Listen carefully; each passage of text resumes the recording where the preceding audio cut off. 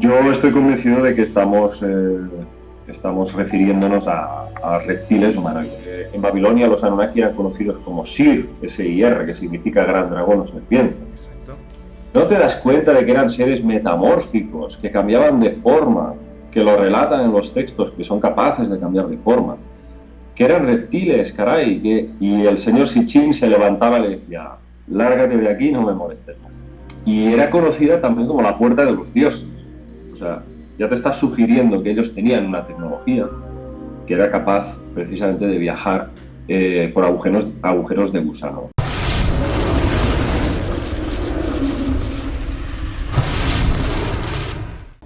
Ahora es momento de empezar también a separar el trigo de la paja.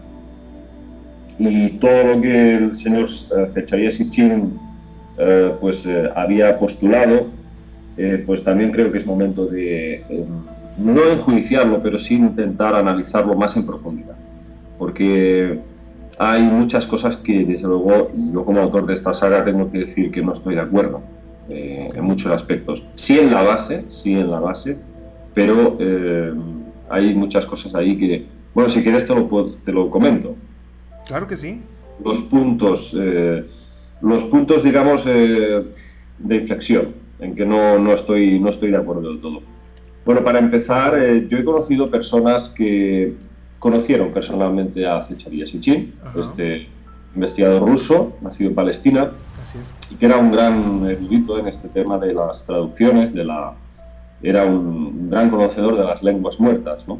Sí. Entonces, bueno, a mí lo primero que me han dicho, y ha coincidido con mucha gente, es que Sitchin era un hombre con un carácter muy fuerte, un señor muy tozudo. No, en general no dejaba que nadie le llevara la contraria, hasta el punto de que incluso amenazaba con no presentarse a dar una conferencia si ciertas personas se presentaban en la sala, ciertas personas que él sabía que le llevarían la contraria.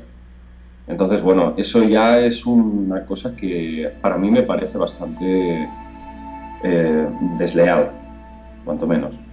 Entonces, bueno, por esta razón y por muchas otras, también cuando uno lee el libro perdido de Enki, ahí yo no sé si la palabra es fabular, no sé si es la palabra acertada, pero sí creo firmemente que interpretó algunas partes de los textos que tradujo con su particular visión, llegando a cambiar el orden o el sentido de ciertas palabras para, digamos, llevarlo un poco a su terreno. Okay. Y esto, ya digo, se ve mucho en este libro que acabo de decir, el libro perdido de Enki, y ahí traduce aspectos que parece que solo él conoce, porque hay muchos otros lingüistas que no han visto las mismas interpretaciones que él ha hecho. Hay muchos momentos en que parece que uno está leyendo una novela. Entonces, es importante separar el trigo de la paja.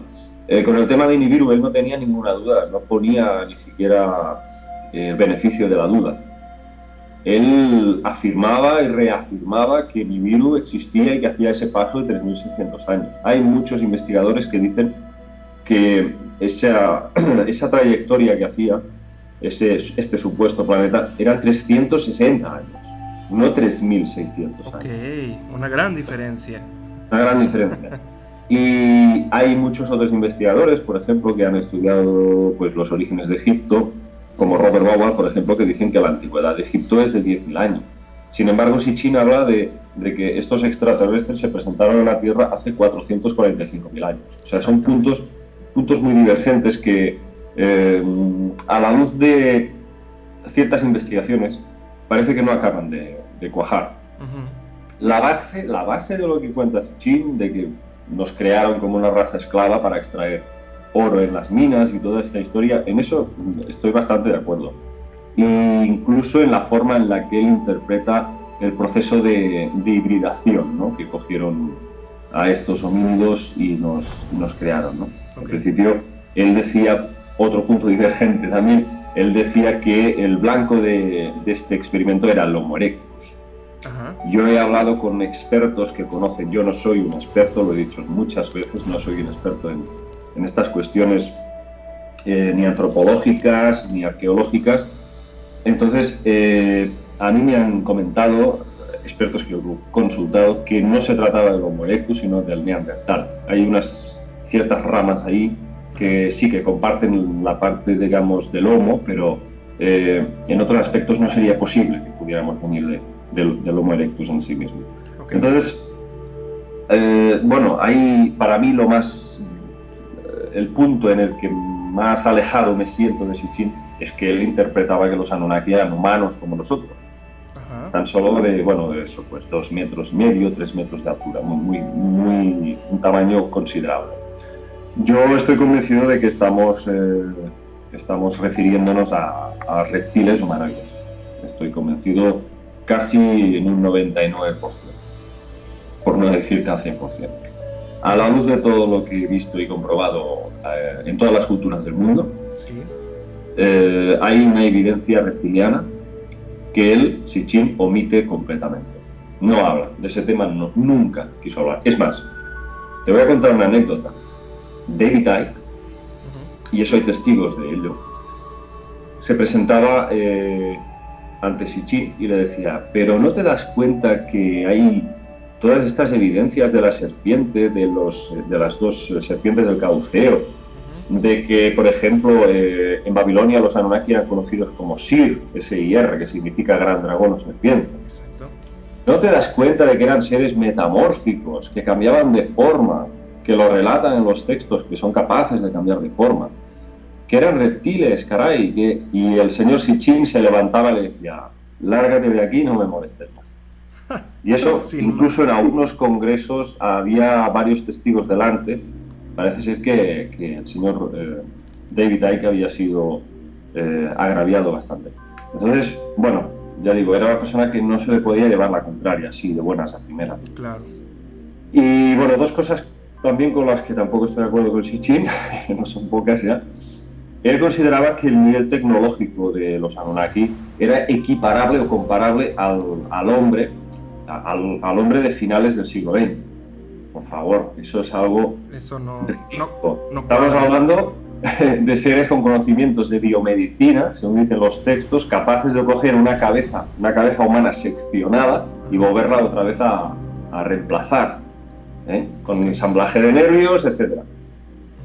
Por ejemplo, Ningishida, que era el hijo de Enki, conocido también en Egipto como Tot, dios de la magia, Sí. tenía el supuesto conocimiento de resucitar a los muertos. Ajá. O sea, estamos hablando de conceptos avanzadísimos. Sin embargo, el señor Sitchin dice que su tecnología es equiparable a la del hombre de finales del siglo XX. Entonces, Pues no, yo tampoco estoy de acuerdo con eso, entonces.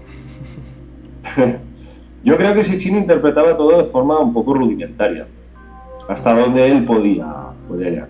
Aportó mucho a nivel, ya digo, de la hibridación, el proceso en el que los óvulos son fertilizados, son, digamos, reimplantados a las hembras Anunnaki, y ahí salen estas especies. Pero, ya digo, hay muchos puntos en los que, por ejemplo, en el libro perdido de Enki, Sitchin dice que los viajes de los Anunnaki hacia la Tierra eran totalmente lineales. No habla nunca de puertas dimensionales, no habla de la capacidad de, digamos, violar las leyes del espacio y tiempo, sino que es siempre viajes lineales por el espacio, y que incluso sus naves eran capaces de acelerar o desacelerar aprovechando la fuerza gravitacional de los planetas cuando se acercaban, dando vueltas a su alrededor. Iban girando así. Exacto. Cuando querían acelerar o desacelerar. Entonces, bueno, es un poco rudimentario. Como lo dijiste, así es. Y se deja muchas cosas en el tintero. Por ejemplo, la ciudad de Tilmor, de la que habla tanto en sus libros. Una supuesta ciudad, la gran ciudad de los dioses emplazada en el Sinaí. Y era conocida también como la puerta de los dioses. O sea, ya te está sugiriendo que ellos tenían una tecnología que era capaz precisamente de viajar por agujeros de gusano, que conoceríamos como agujeros de gusano. Exacto. Entonces, la verdad, para mí, el origen de estos seres, de estos Anunnaki, a veces me hace pensar que tiene poco que ver con extraterrestres, propiamente como tenemos conocido, y más con las historias de Howard Philip Lovecraft, el famoso escritor de novelas de ciencia ficción. Es correcto. No sé si has visto la película Hellboy. Sí, así es. Precisamente dirigida por un compatriota tuyo, que es Guillermo del Toro. Guillermo del Toro, así es. Que por cierto, soy un gran fan de Guillermo del Toro. Sí. En esta película, bueno, pues el autor de Hellboy, que es Mike Mignola, él admite que de alguna forma buena parte de sus tramas ha bebido directamente de las novelas de Lovecraft. Y ahí se habla precisamente de estos portales dimensionales y de estos seres, cómo hacen esos pasos entre un mundo y otro. Yo creo que los Anunnaki están más en relación con esto que no con viajes con navecitas que van de un sitio a otro. Me parece un poco infantil la interpretación. Quizás Zacarías Sitchin, cuando llegó a ese texto y no lo pudo comprender, se podría decir, yo quiero entenderlo así, que a lo mejor leyó puertas interestelares o viajes por... no creo que utilizaran las palabras que nosotros las manejamos, ¿no? Como agujero de gusano, a lo mejor utilizarían otras palabras para referirse a eso, ¿no? Y a lo mejor él no lo llegase a comprender, ¿no? Sí, algunas veces parece que intenta... incita un poco a esa idea, pero no la manifiesta de forma muy clara. Y él era más, pues, su visión como de cohetes espaciales, muy viajes lineales, o sea, siguiendo líneas rectas, ¿no? Sí, te entiendo. No ser capaces de coger el tejido del espacio y poder desplazarse a través, ¿no? Es decir, se puede ir de la A a la C sin pasar por la B. Exactamente. Sí, simplemente como una hoja, ¿no? Que se dobla la hoja y se pasa en medio, ¿no? Exacto.